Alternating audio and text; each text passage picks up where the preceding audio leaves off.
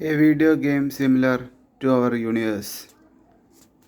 Our universe can be easily replicated in a computer screen, but our feelings, emotions, and self observer cannot be replicated on a computer screen. A force or energy is not needed in a computer animation screen to move a body. A flash timeline in a flash software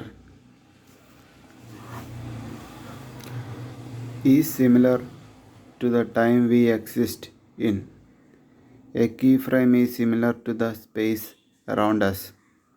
There is a workspace related to each keyframe of timeline. That workspace is the space around us and it exists in timeline. We can create objects in that workspace and it moves on that workspace. In that workspace, animation is created by moving the objects in the workspace, which means the object is moved to a future keyframe of timeline.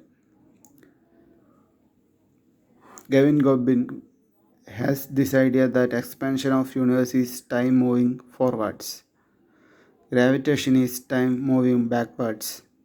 Like that, animation is created in Flash by moving the object to a future keyframe or workspace in timeline.